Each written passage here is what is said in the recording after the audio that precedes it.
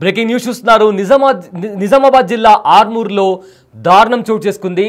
కన్న బిడ్డల ముందే తల్లిని హతమార్చాడు ఒక తండ్రి. అయితే ప్రజెంట్ దీనికి సంబంధించిన బ్రేకింగ్ న్యూస్ చూస్తున్నారు. నిజామాబాద్ జిల్లా ఆర్మూర్లో కన్న బిడ్డల ముందే భార్య గొంతు కోసి హత్య చేశాడు భర్త. గంగాధర్, అంజలి ఇద్దరు భార్య భర్తలు. అయితే వీళ్ళిద్దరూ 2 ఏళ్లుగా విడివిడిగా ఉంటున్నారు.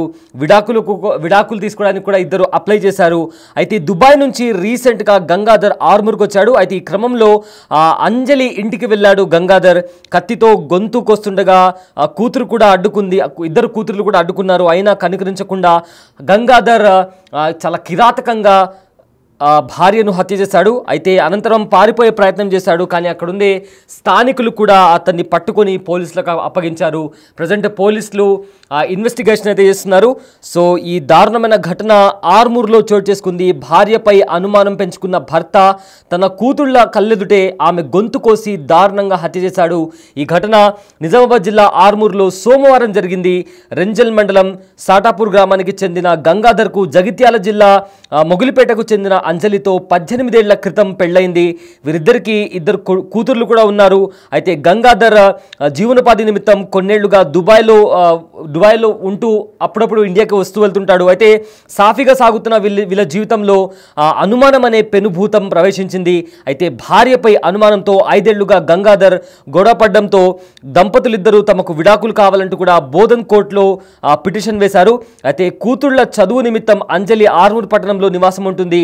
గంగాధర్ నెల రోజుల క్రితం దుబాయ్ నుంచి వచ్చి విడాకుల విషయమై సోమవారం బోధన్ కోర్టుకు హాజరు కావాలని అంజలికి ఫోన్ ద్వారా తెలిపాడు.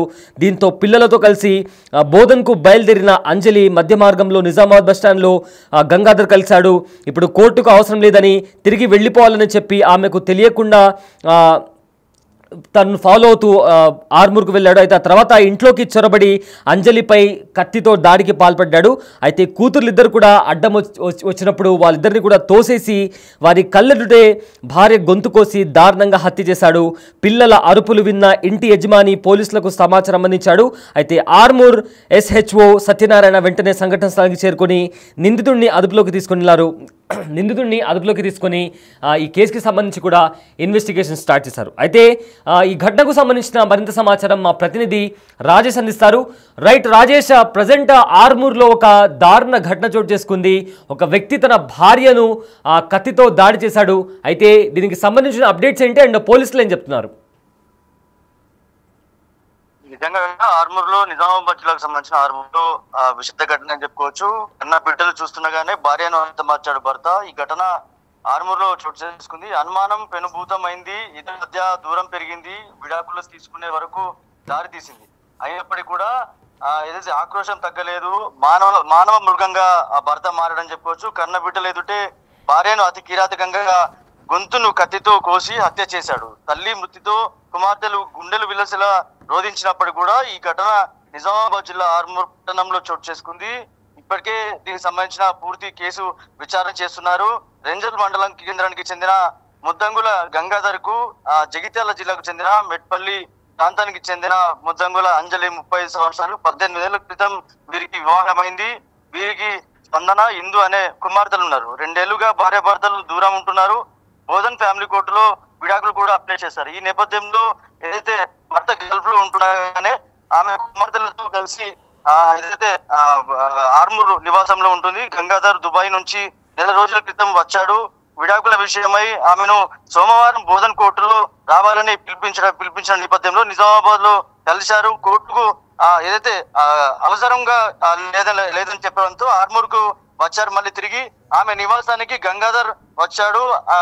అక్కడ అనుమానంతో కత్తితో గొంతు కోస్తుండగా కూతుర్లు వద్దంటూ అడ్డుపట్టారు. అయినప్పటికీ కూడా తనని హత్య చేశాడు. దీంతో అరుపులు వేయడంతో చుట్టుపక్కల వారందరూ వచ్చి అక్కడ రావడం జరిగింది. అప్పటికే పోలీసులకు సమాచారం ఇవ్వడం జరిగింది.